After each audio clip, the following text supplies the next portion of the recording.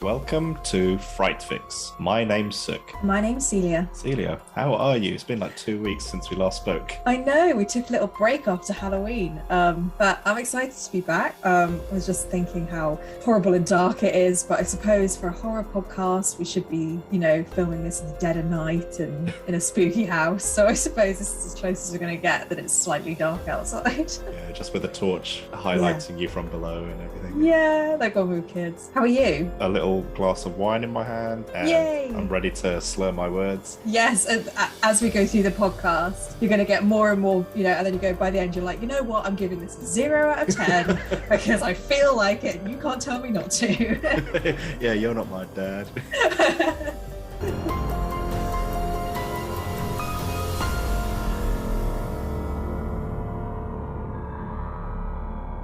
This week, we'll be reviewing the 2018 horror Halloween, directed by David Gordon Green and starring Jamie Lee Curtis, who returns to her role as Laurie. Find your Fright Fix anywhere you listen to podcasts, follow us on social media at Fright Fix Podcast, and subscribe to our YouTube channel. Before we continue, we have to give you the obligatory spoiler warning. So if you've not watched the movie, go rent it, buy it, download it, because I don't think it's on Netflix. No. And then once you're done, come back. So after spending 40 years preparing for the return of Michael Myers, Laurie finally gets the opportunity to face the masked killer on Halloween night 2018. But with her family in harm's way, can Laurie do good on her promise to one day kill the infamous masked man? So what did you think of Halloween 2018? I'm so glad that we did. Last week, obviously, we did the original Halloween, and this week we're doing the 2018. Yes. I guess it's because it follows on directly from the original. It like the very ignores, first one, yeah, ignores all the sequels. And I'm so glad we did that actually, because I felt like all of the things that I had an issue with in the original Halloween is what they've done better in this film. Like their portrayal of women is so much better. The believability, the script, like there are so many things that I had issue with in the original that it feels like someone, whoever it is, whether it was the director or I think Jamie Lee Curtis was even an executive producer on this version, they've sat down and really thought about how they can make this idea of Michael Myers and the story of this slasher on Halloween night more creative, more interesting, and more dynamic, I feel like. Whether I would say that if I just watched this by itself, I don't know. But while I was watching, I was like, oh yes, they've kind of just made those bits better. And I was very happy about that. It was interesting to see the same idea for a film done so differently just because it's modern. So in this film, they've got the budget, they've got the modern technology. So there's no more 80s acting, there's no more static camera shots. Like everything has a little bit more of a Hollywood feel to it. And it just shows how a film in the 80s, the idea is there, but the execution might make it feel like it's kind of cheesy and it's not as good as it potentially could be. Yeah. But then you've got these and you think, okay, I should probably give these 80s films a little bit more slack because, the idea behind it is really cool. The execution is just really different than what we might see in a modern film. So overall, I really enjoyed this film, actually. And I was pleasantly surprised, and we'll go into like the bits that we liked and stuff later, but I was just pleasantly surprised to see the revival of this monster done in, a really creative way. And I really enjoyed it. Yeah. How about you? Yeah, I largely agree with what you've said. So as you'd mentioned, this one's a direct sequel to the 1978 original Halloween, and it kind of like wipes the slate clean and ignores all the Halloween movies in between. Yeah. So that's like a total of 9 movies that have been written out of existence. It kind of says a lot about the films that were written out. Like they're not needed. Yes. and I mean, I'm glad that they did because they weren't great. And in between our recording of the episode, 2 weeks ago now, and this one, I went and watched the first 6 Halloween movies back to back. Wow, that is dedication. But I'm still short on, I think, 4 movies. So I've not watched H2O, Resurrection, then Halloween 1 and Halloween 2, the Rob Zombie versions. I've not watched them yet, but I've got them all. I just need to get around to watching them. That's amazing. I can't believe you did that. I mean, it was Halloween week, wasn't it? And we just wanted to kind kind of like blast through them. There were some days where we were doing 2 a day, like just kind of one in the afternoon and then one in the evening. And that was when we had that annual leave, that week of work. And I mean, given this movie to Blumhouse to produce was a brilliant move, because I mean, Blumhouse and A24, whenever I see their kind of logos appear before movies, like to me, they're for modern horror movies, they're like the gold standard in my book. Like, I mean, they have a few misses there and there, but they're just a very reassuring sign when those studios are attached to something. And I mean, the dialogue in the movie is just leaps and bounds better than the first movie. The characters actually have something to say, something to talk about. It's funny at some points. I mean, the horror is genuinely, has some edge of your seat moments. And it's just fun and exciting to watch, I found. And I mean, when I watched the first 6 Halloween movies, Celia, I don't know if you've seen them, but they get progressively really terrible. Like, that's what I was going to ask. Like, you're now the master, so you know whether it was a good call to miss all of the other ones and go straight as a sequel to the first one. Well, that's a good question, because Halloween 2 isn't dreadful. I'd go as far as saying Halloween 2, the one that came in 1979 or whatever, the year after, whatever. I'd go as far as saying it's better than the first movie. Wow. Okay. But that isn't saying much in the grand scheme of things. I thought the Halloween 3 is entirely a separate storyline. It's like I think they wanted to go down this route where they wanted to make it an anthology series, because I think because to be honest, by the end of Halloween 2, the story's kind of done. With Michael Myers, and Halloween 3 is like a totally separate story. And that film gets a lot of crap. I mean, I read up on it and everything, gets a lot of crap, but I think it's worth watching just as a relic of its time. And I was entertained. I found it quite entertaining. But Halloween 4, 5, and 6 are like this trilogy. Right. Oh my goodness. They are dreadful. The acting is horrific. How the hell they got the confidence after Halloween 4 to make 5 and 6? And to make that same mistake 3 times. Like, not even after the 5th being like, okay, right, let's just stop, because we're clearly not doing very well. Oh dear. Like, I'm just shocked that the series wasn't killed by those 3 movies. It's really bad, like really insane. But anyway, like, as much as it's funny, because with this movie, I'd actually seen it before. I'd watched Halloween 2018 when it came out without seeing any of the other movies. So this was the only one I'd seen. And I remember when I first watched it, I really, really enjoyed it a lot. I thought it was great. But there's a but here now. Where by watching the first few movies, I have started in my head, maybe I got something wrong, but I've kind of found a bit of a flaw with this movie now, purely only on the basis that I've watched the previous ones now. But I'll touch upon it later on. Okay. Cliffhanger. I like it. It might just be something where you kind of make a comment and I'll be like, oh, okay, that's what it meant. So yeah. Okay. That's so interesting. Like, this was a really cheesy thing I was just thinking while you were speaking there, was like, just like Mike Myers, these films never seem to die. Oh, goodness. And I don't know how I was going to shoehorn that into the episode, so I just thought I'd say it. That'll be the tagline for the episode. Yeah. So what did you think of the acting and casting? Because obviously we've got Jamie Lee Curtis coming back as Laurie in her 50s, 60s. I don't know how old she's supposed to be in this. What did you think of the casting? Overall, across the board, very happy. Yeah. And this was the first Halloween film I've watched where I genuinely felt that Michael Myers was this kind of brutal force of nature. And he didn't just feel like an extra in a suit. Yeah. And to me, he felt like a real killer in this film. And to be honest, the entire movie kind of hinges on that believability of him being a killer. So I was totally sold, especially after watching the first 6 movies. Like, it's brilliant. Like, I felt like they finally kind of polished his character off and polished his portrayal off. I was very happy with how he was. With Laurie, I have kind of have 2 feelings about her a little bit. The bit I liked was that, she was a tough cookie in this movie a little bit. She's not just like some kind of anti-hero badass that, like, she can be perceived as a bit crazy as well, a little bit. Yeah, she's definitely flawed and complex. She's not just like a badass who kicks down doors and gets her way. Yeah, and she's not this kind of action hero in this movie. She does make mistakes. She can be perceived as someone who's a bit unstable or a bit kind of like, what's going on here? But overall, with her character, within the logic of the movie, her character made sense, and I was convinced, I was sold. I think they tried to do something very similar with Sarah Connor's character in Terminator Dark Fate, where they brought back a female lead from an 80s movie, and she's now in her 60s or whatever, and they try to make her a bit badass and weathered and whatnot.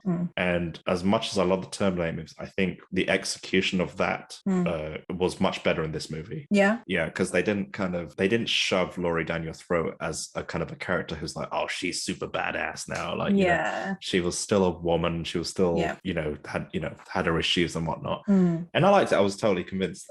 Now forgive me, I've totally forgotten their names, but I really like the daughter and the granddaughter in this movie. Yeah, Judy Greer. I forgot their names, the character names.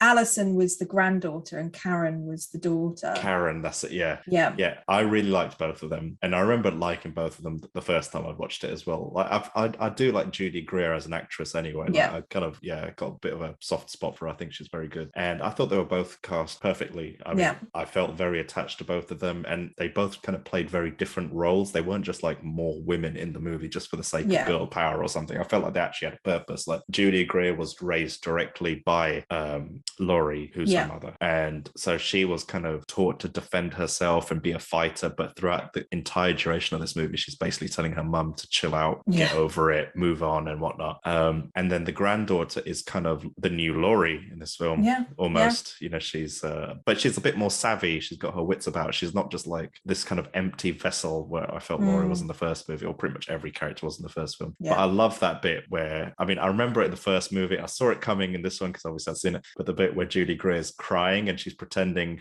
like, oh no, I can't do this. I can't take it anymore. And then suddenly she just switches as soon as Mike Myers pops up, and she just shoots him with the shotgun. Gotcha. That is honestly, I think that's one of the best bits of the film. Like, because I was about to put it into my I hate sections because I was like, oh my God, they've built these women up so much to be like these badasses. And then the first sign of trouble.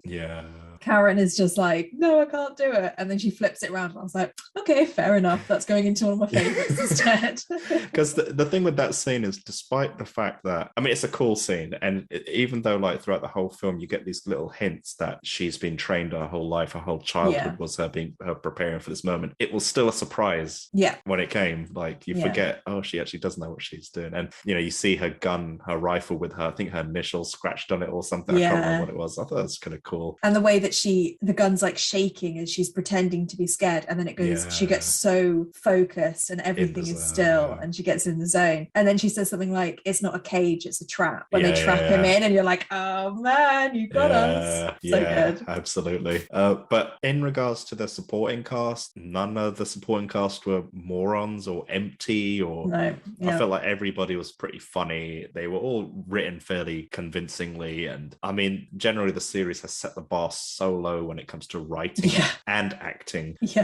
I feel like this movie is like an Oscar nominated picture compared to all the previous movies. It's tricky, isn't it? Because like I was saying at the beginning, it's really hard to tell if this is an objectively good film or if it's compared to our really low standards of what Halloween films are. Is this good? Like, I don't know. I would go and say that it's a good movie simply because I enjoyed it before I'd seen any of the Halloween movies. I mean, that's the story I'm sticking with. Good. I'm glad. Positive spins. What were your thoughts on the casting and performances? I mean, very, very similar to you. I mean, I've always wondered what would happen to the survivors of these kind of slasher films. Like, who do they grow up to be? Because clearly, like, that's going to traumatize them forever. So it's almost like, when you read a book and you just want to know something extra, and then the next book comes out and you're like, oh, I get to learn more about this character. That's kind of how it feels. You've kind of opened the map of a video game a bit more. And I think, like you said, I'm really glad that Laurie's character wasn't just this heartless badass. She was, like you said, she was a woman, she was a mother, she had her flaws. And it came across that a woman had written it. And I think from my perspective, Jamie Lee Curtis must have had a lot of influence over what the character became, because it clearly feels like it was written by a middle-aged woman for a middle-aged woman.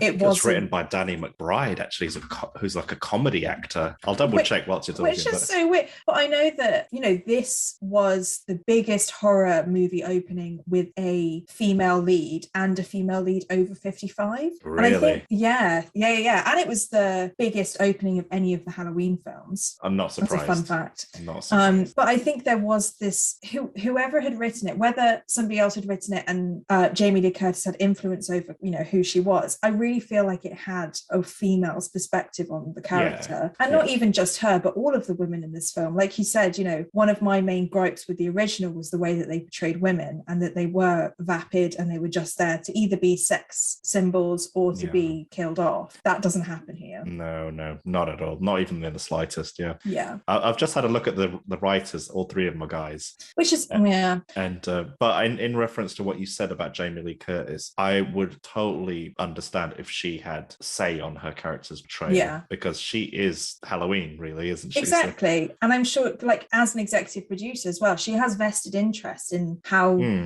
this character's portrayed, and it is her. Like you said, this was her breakout role. And if it was me, I would probably be thinking what my character would be like in the future, anyway. So I think she had some say in the way that it was portrayed, because you can see that as it's a real woman.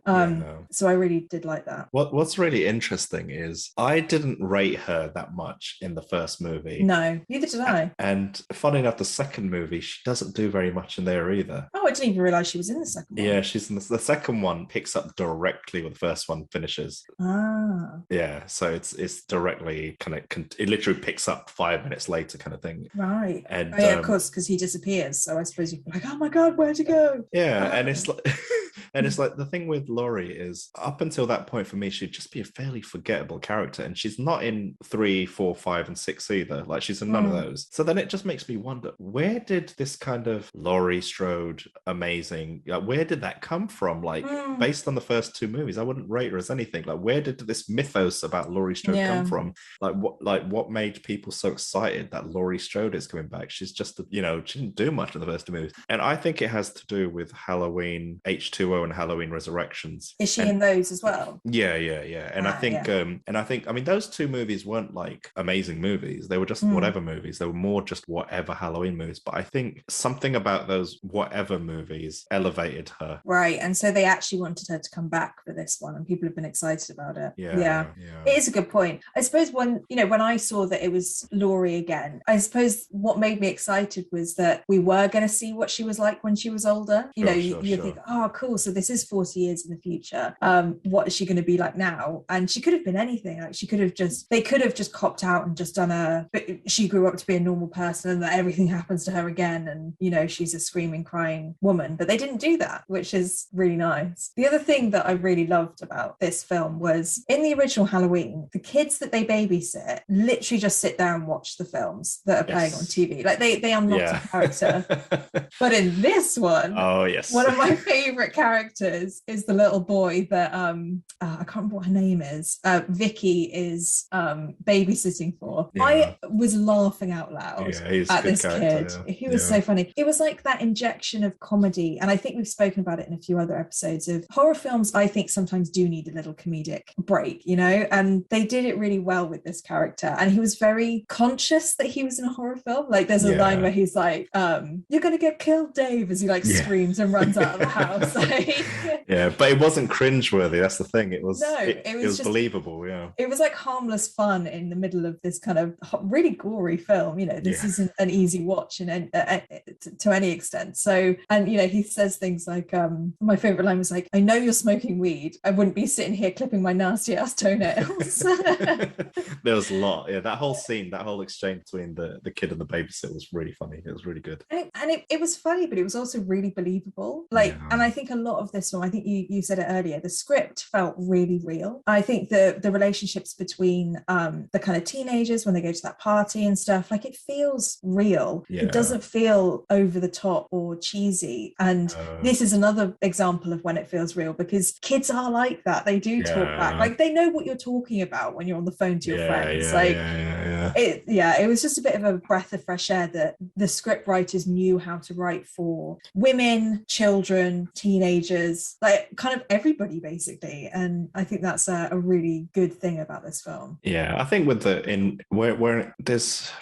with men writing for women, I think these guys, they wrote the women with respect. Yeah, and definitely. And they didn't, I like the fact that they didn't put them on a pedestal. Like they still had them at the same level as everyone else. And they didn't, like, one thing I hate about Hollywood movies, especially in the last 15 years, is I'm all up for strong female characters in movies. I mean, some of my favorite movies from when I was a kid were strong female characters like Sarah Connor, Ellen Ripley, and whatnot. But what I hate they do is they make the women really strong, but they'll make the men really stupid. Yeah. And just incompetent. With this movie, it didn't feel like that. It's just everyone was at the same level. And I liked that a lot. Like they didn't, it wasn't strong women at the expense of men. It was strong women alongside strong guys. Like it was just all at the same level. And I really like that about this movie. And that makes it real, right? Like that's what real life in a lot of senses is like it doesn't, one thing doesn't come at the expense of the other. Yeah, I agree. Yeah, so tell me about some of the scenes you liked or elements in the movie that you liked. Well, I actually had so many things that I loved about this film. I think one of my favorite elements was all of the nods to the original, and I think I'd only would have picked those up if I'd just watched it, so it was in my head. So I'm going to say a few and then see if you saw them or if you had anything else to add, because I'm sure I missed some. But okay, so the first one was that Laurie's granddaughter was sat in the same seat that Laurie was sat in the class, where she looked out the window, and in the original Laurie saw Mike Myers, but her granddaughter saw Laurie out of the window. Yeah, I did. So that was one of my points. Yeah, I didn't notice that. Yeah, which was cool because, like, if you remember that film, you're like, oh, the same thing's happening again. And I think it was an English class as well, which was what it was in the original. Oh, I didn't notice that. Yeah. I liked that Mike Myers dressed his first victim as a ghost with a sheet over her head, which is what he dressed as when he killed people in the first film. No, I didn't pick up on that. Because the police officer goes into the house in the 2018 version, and there's like what he thinks is a person like sat with a sheet over their head, and he pulls it off and she's actually dead. And I thought that was a nod to Mike Myers sitting in a ghost costume. Good spot. Thank you very much. Same thing with the way that he stabbed the boyfriend in that same house. He stabs him against the wall, and he's actually like off the ground as he's stabbed. And so the police officer finds him like he's been stabbed in the chest and his feet are off the ground, and that's exactly the same way as the original one. Yeah. So I thought that was cool. Kind of an obvious one was that Laurie keeps thinking that Michael Myers is hiding in her cupboards, which is what she did in the original, and the cupboards were all the same type as the ones that she hid in, so they were all the with the blinds kind of in the doors. Sure. She looks into two different ones because she thinks that he's going to be in there, and that's just a really famous scene from the original, so I think they kind of wanted to play on that. Gotcha. Yeah. There's a bit where Laurie falls off the roof, and then when Mike Myers looks out the window, she's disappeared. Which is exactly the end of the Halloween film, the first film. And then the last one was when Laurie, she kind of like surprises Mike from behind, and she says happy Halloween and pushes him down the stairs. She's in shadow just like Mike Myers is, and it's just her face showing. So I remember that. I thought those were pretty cool. Well spotted. That's a lot of parallels, a lot of mirroring there. I really liked that it wasn't over the top similar. Like obviously there were a few bits where it'd be really obvious that it's a nod to the original, but I'm sure there are loads more that people could pick up on that I probably missed, and maybe to other Halloween films as well. Like just there are there's loads of references to the other movies. Like it doesn't feel like it doesn't feel like this film is just a rip off of all the things that have happened in previous ones, because I feel like they put their own twists on them a lot. I think a good that's a good point. I think a good kind of reference or twist is when it's not forced down your throat.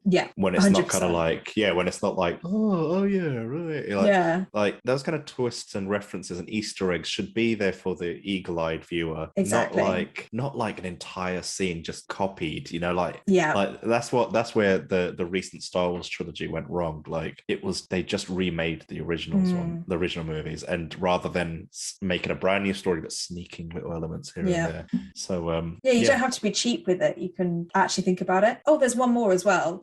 When in the first one, one of the girls is killed and she's shoved into the cupboard, and then Laurie opens the cupboard and she finds her in there. Same thing happens with her daughter's husband, who's been shoved in the cupboard. I was kind of sad when he died. I didn't want him to die. He was a nice character. Yeah, I thought it was really funny at the beginning where he's like, oh, I got peanut butter on my penis. Yeah, he was. He was a funny character. I liked him. A Yeah. very likable character. Yeah. So yeah, I love those nods to the original.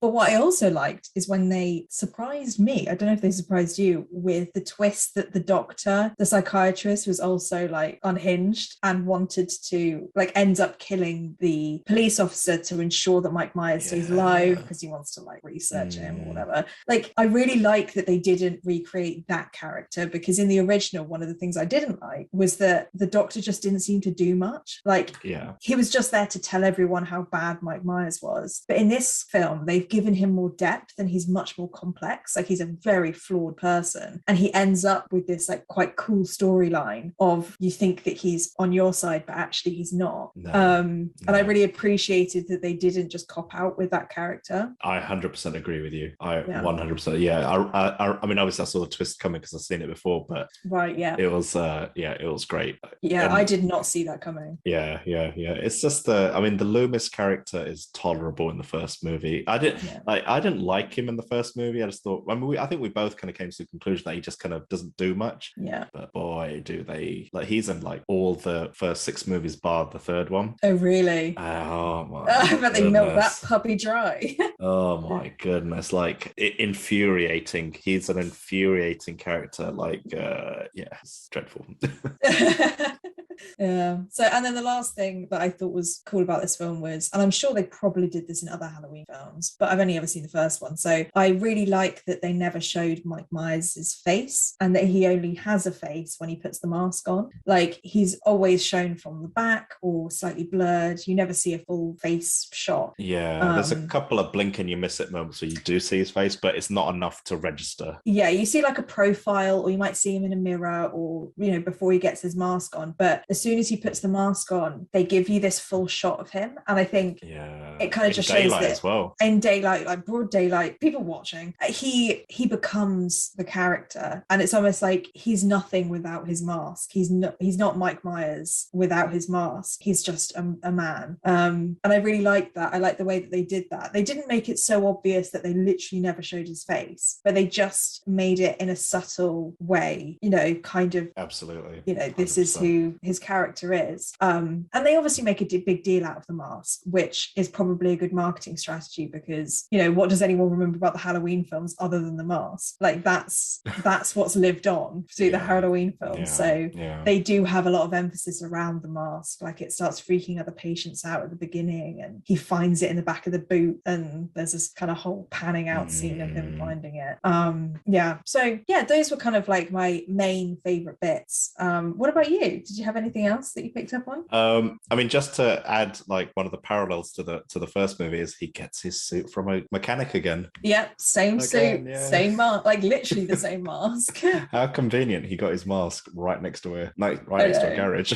I know. There's lots of stuff with this movie that I could kind of just praise. I mean, you mentioned quite a bit of it, and I love that scene where he goes back to Haddonfield. Is it Haddonfield? Yeah. And it's Halloween night and all the kids are running around, and then you see 2 kids bump into him and you see Michael Myers, and then the Halloween theme tune kicks in and he's just going from house to house, killing victim after victim, picking up random tools and knives he finds on the way, and it's not one continuous shot, but it's like a 5-minute scene, but it feels like one continuous shot, and it's just it just demonstrates how easy it was for him just to go into this village or this town that's everyone celebrating Halloween, how easy it was for him to commit these crimes. But the engineering of that whole sequence was brilliant. I just loved the use of shadows and the use of reflection and the camera angles, the timing of that entire sequence. It was great. I really enjoyed it. I remember liking that the first time around I watched it. I enjoyed it this time around as well. I like the opening shot where they're at the asylum and Michael's standing in the middle of the yard. I just thought that was such a dynamic shot, and especially coming out of the back of the first 6 movies and just how they progressively visually get worse as well. Really? Oh, dreadful. Like this feels like this feels like it was produced by artists, like compared to the other ones. Yeah. And I don't know if this was like a intentional thing, but the ground they're stood on is like checkerboarded. Yeah. And I wondered, like, is this some kind of Michael Myers playing a game of chess with everyone or something? Ooh, it's all a game. I don't know, but I really like the visuals, and I like the use of daylight in this movie because it's very high contrast, very stark. Yeah. And because like Halloween movies, you just think pretty much all of them are set during nighttime, bar maybe one or two of them, but there's a lot of use of daylight in this movie, which I kind of thought because it's very easy to not be scary during daylight, but they kept it going. I like that John Carpenter came back to do the score of the movie.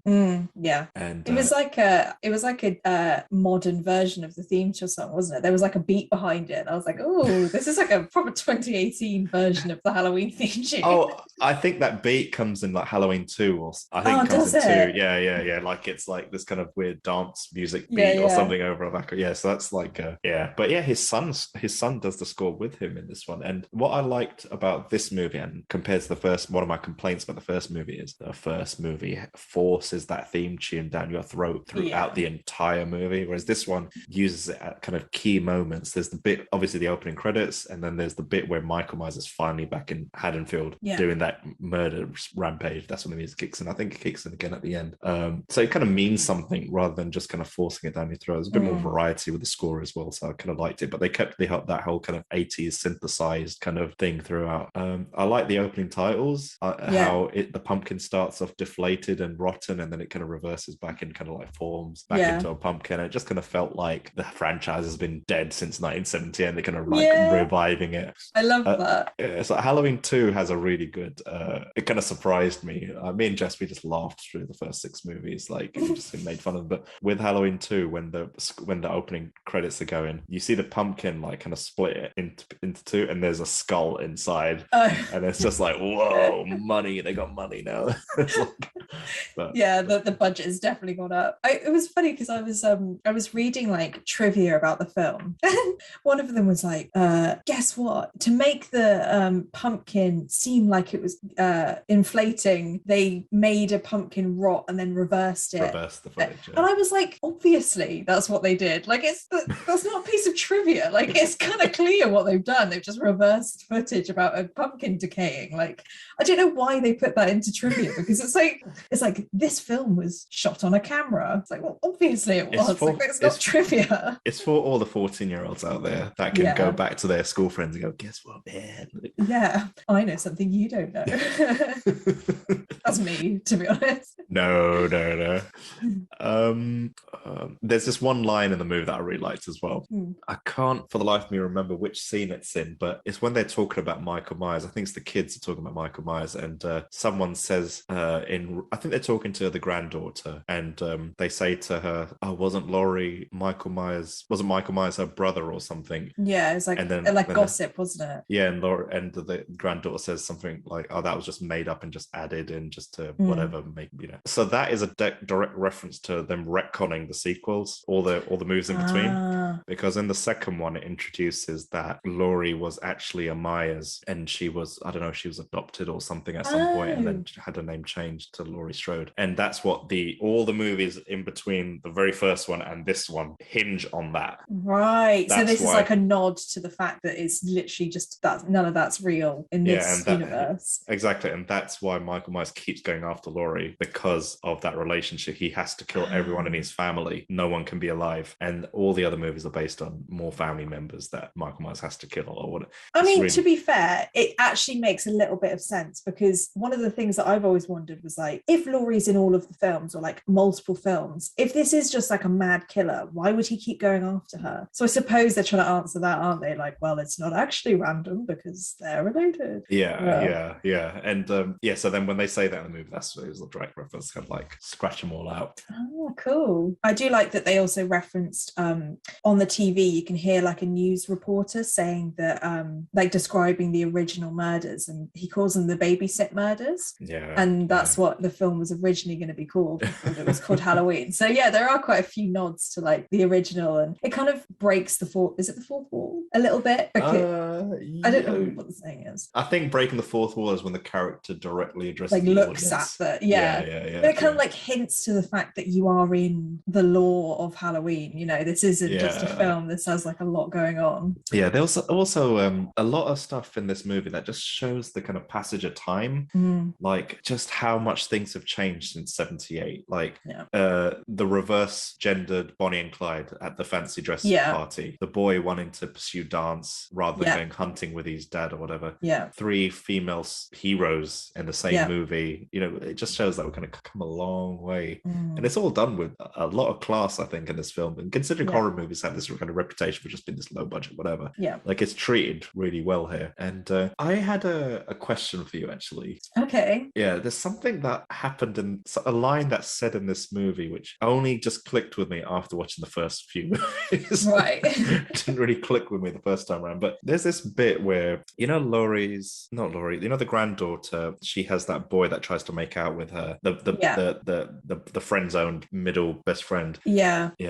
So he is there like drunk in a garden or someone's backyard, and you know, Mike Myers is in the dark, and the kid's just talking to Mike Myers, like complaining about his day and how you know, whatever. And then the kid says a line. He says, have you ever really liked a girl and couldn't have her?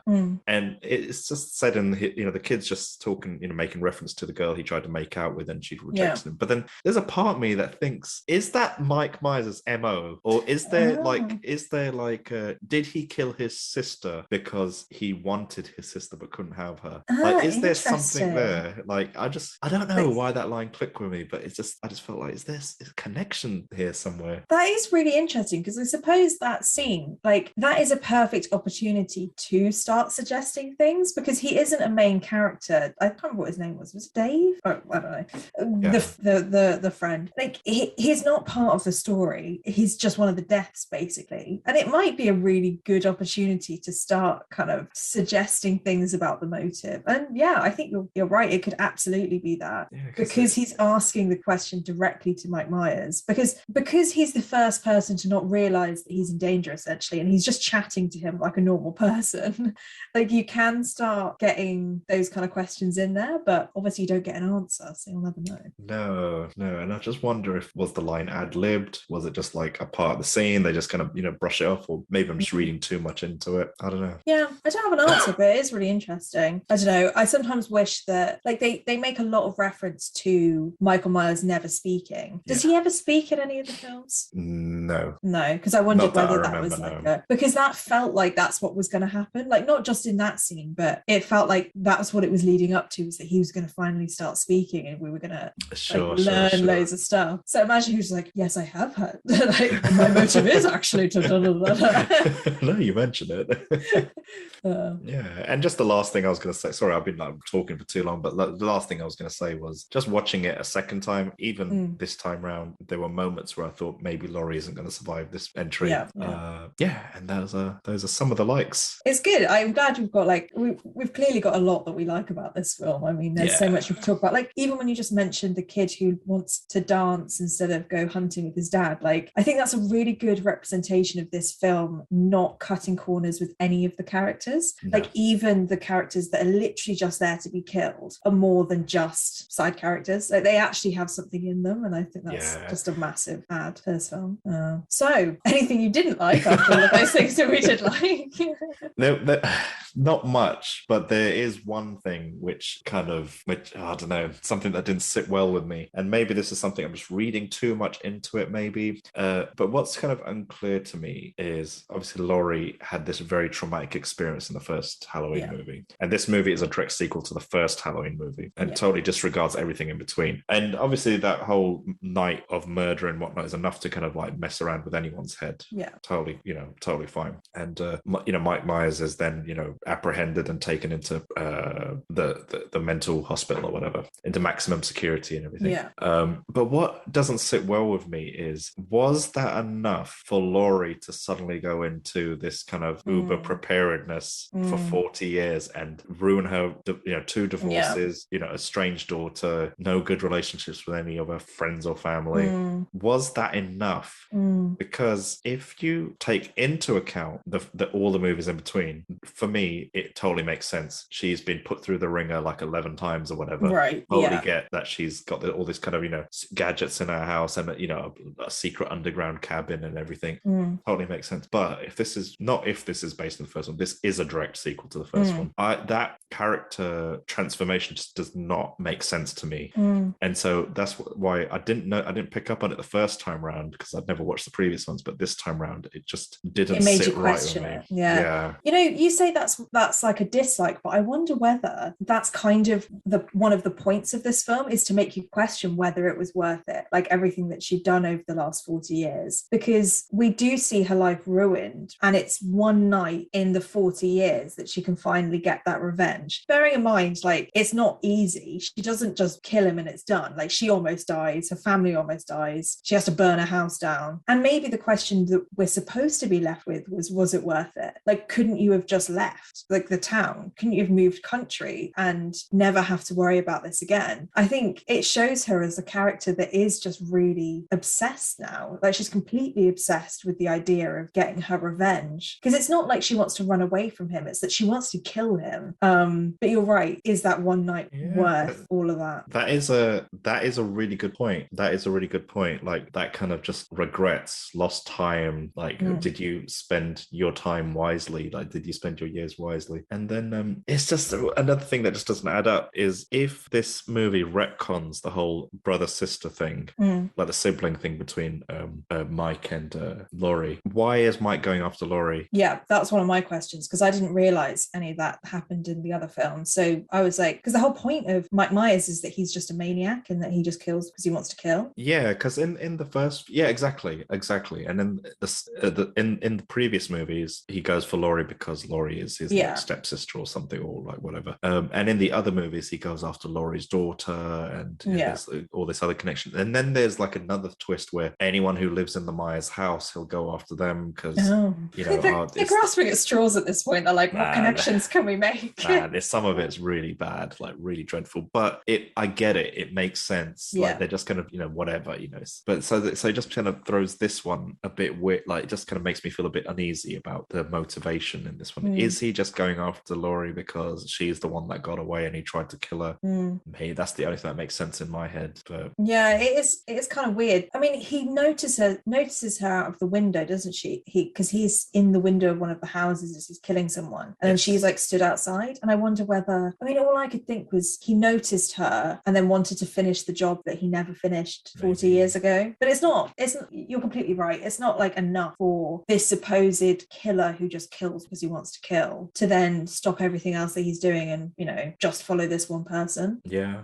Because he's meant to be quite from the opening of the movie, when they suggest that to the reporters that Mike Myers was watching you guys as you came into the hospital or whatever. Yeah, true. They make him quite intelligent. Yeah. And I think that whole kind of him being on that checkerboard, maybe he's just playing this giant game of chess with everyone or something. I mean, I don't know, but no idea. Maybe we just need to watch the second movie, Halloween Kills, to find out. But another thing that I didn't like, where I just felt like the movie lost a little ounce of integrity for me, is when it's just this kind of thing that some movies do when they put certain legendary kind of type characters on pedestals. I don't like that. I feel like it kind of takes you out of the movie, and I don't like it when movies kind of believe their own hype a little bit. Right. Yeah. And I mean, this movie doesn't do this particular thing, but like in Avengers Endgame, I don't know if you've seen it. Yeah. Have you seen Avengers Endgame? Yeah. At the end, when it shows the ending credits, it shows a picture of all the actors with their signature going across them. That was so cringeworthy for me, because for me, I remember doing a podcast episode about that ages ago and all the other three guys I was doing it with. I think they all looked at me like I was an idiot. But to me, it was just kind of like the audience should be the ones that their jaws should be hitting the ground, or they should be the ones congratulating the film, not the film congratulating itself. Yeah, it's self-aggrandizing. It's like it's trying to prove that you're great without giving the audience or the person who's on the other end the opportunity to figure that out for themselves. Let them figure out. Yeah, exactly. You know what? I wish I phrased it like that. I wish where were you like about 4 years ago whenever that film came? But sorry. I have to like keep you in my pocket for moments like that. Yeah. Just pop out and say things. Everyone pause for Celia. So I mean, with this movie, where I kind of little things where I mean, this film does it very subtly, so it's not really a dislike, but it's just kind of like irked me a little bit. But when they say to the doctor, "Oh, so you're the new Loomis," and why couldn't he just be a doctor? Why could he just not be his own character? And then when they show like dynamic shots of when like the sheriff is introduced, I think he's playing his pinball game, and they don't show his face for a while, but then when he gets his phone call, then he spins around and it cuts to his face, and then you're like for anyone that hasn't seen the previous movies, they're just like, this character is kind of introduced in a way that no other character has been introduced, but he dies like a few scenes later. And it's just I think just some of that stuff should have been subtle and not too kind of celebratory about it. And as you said, just let the audience figure it out themselves. Anyway, but that's nitpicking. That in my book, that doesn't knock it down a peg. It's just nitpicking. It's just What about you? What did you not like about the movie, if anything? I mean, I'm kind of struggling to find too much. I mean, slasher films, I mean, I don't even know if this counts as a slasher film, because for me, slasher films are like cheesy and they don't have any characters that have anything to them. But they're not my favorite type of horror. Like, I love supernatural films. I love being really scared. And I think these films, they kind of stress me out a little bit, I'm not going to lie. I'm just constantly on the edge of my seat. Like, oh really? But that's not a bad thing. It's just the fact that it doesn't matter how good this film is, there's always a part of me that's like, oh, they're not my favorite type of horror. So like, but I can't really blame this film for being what it is. This is really nitpicky, like you said, but the one thing that annoyed me about this film was that they had a lot of emphasis on the fact that Laurie had, spent 40 years preparing for this night. Like, she created this like spy James Bond basement thing where you move the island in the kitchen and you can go down these steps, and that was the safe house and whatever. Like, in no real world would somebody see that island and think that there was stairs underneath it which people were hiding in. Like, I felt like that was really unrealistic, that the first thing that Mike Myers does when he comes down those stairs is try and move the island. Sure. He didn't even look anywhere else for the basement. He was literally like, it's under this thing. Like, nobody has basements under things like that. So, and I knew he was going to do it because they'd made so much effort to like show this moving and the island moving and stuff. And then I don't know, it just really annoyed me that he went straight for that and started rattling it. And I was like, come on, I would never guess that was there. That's fair enough. So that was really nitpicky. I also really didn't like that the granddaughter called Laurie grandmother. Grandmother. Yeah, it's so weird. And I understand that it was probably to show that they didn't have a very close relationship, and that, you don't call someone granny if you don't like them or whatever. But it was just so jarring, and it felt like it was the only part of the script that felt like it was scripted. Yeah, I remember that exact bit. It was jarring. You're right. It was just not, didn't like that. But as you can tell, I am really scraping the barrel with the things I don't like. Totally fair. I think I did as well with the last point I'd made as well. And then I think you actually said this is one of the things that you did like, and I actually agree with you now, but I did write it as one of the things that I didn't like, was that Laurie has prepared for 40 years to do this, and she does make a few like kind of simple mistakes when it comes to her trying to kill Mike Myers. Like, he manages to grab her and almost kill her from behind by like shoving his hands through the door and getting her, and it's like, after all this time, like, it looks like you're about to die straight away. I kind of wanted her to like it sounds kind of sadistic, but really hurt him, like really get him like so many times, shotgun to his face or something. Like, I really wanted her, and I suppose it shows that it's much more realistic that she isn't perfect and that she isn't going to be this superhero that can do it all. But part of me was just like, just like hit him in the head repeatedly with something and do all of this other stuff. But after what you said, it does make more sense that she's a real person. Like, she's a real woman who has flaws, and she isn't going to be able to like karate kick his head off. She is gonna make mistakes, and she was really calculated about most of it. The way that she locked down all the rooms after she checked them.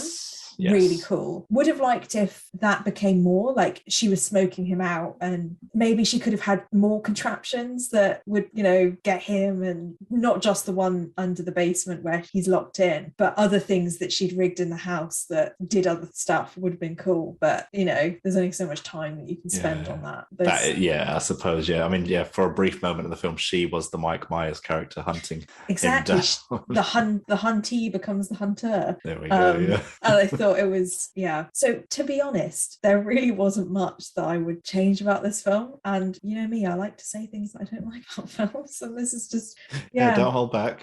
Yeah, it is just really small things. One thing that annoyed me though was, you know, when the first time we watched the Halloween films, I was like, they only show women when they're naked and that's it. And then this time, the only bit of the original film that they used was the flashback where little Mike Myers kills his sister, and then his sister's like naked and gets killed, and the boobs are back. And I was like, God damn it! The only bit that you use is the bit where the boobs are out. And well, you can't have a Halloween movie without boobs. I know, and I suppose they use the original, so they didn't have to repeat it. So I suppose it's better. But I'll give them a pass since they just snipped out footage from the original movie rather than refilming it. That's why I didn't put it into the things that I didn't like, because they didn't technically do it. They just repeated it, and I'm sure they have that same janky camera motion where he's stabbing her, and then the camera turns to the knife and the hand, and it's still stabbing and stabbing her. Yeah. So we've said it all. We have.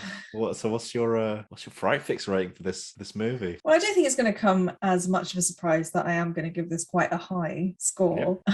Like I said, this film did really well. Like, it was the biggest horror movie opening with a female lead and a female lead over 55. It was the biggest of any of the Halloween films, and it was the second biggest horror movie opening after It in 2017. So it was, you know, one of the biggest horror openings, and it was also the second biggest October opening ever at the time, just after Venom, the first Venom. So, you know, this film, it had to live up to its hype, I think. Like, people were really expecting something good out of this, and I haven't read any other reviews about this film, and I wonder what other people who are probably, you know, diehard fans of all of the Halloween films, if you can have such a thing, thought about these films. But for me, it just, at every turn where I thought it was going to fall short, it didn't. I kept expecting one of the elements to drop off, the story to not end well, the characters to not be finished developing, you know, something to not go right, and it just never happened. And I think this is the first film that we've watched, you know, out of a lot of films that we've seen, that really, really surprised me. And I didn't have very high expectations after we saw the original Halloween. Sure.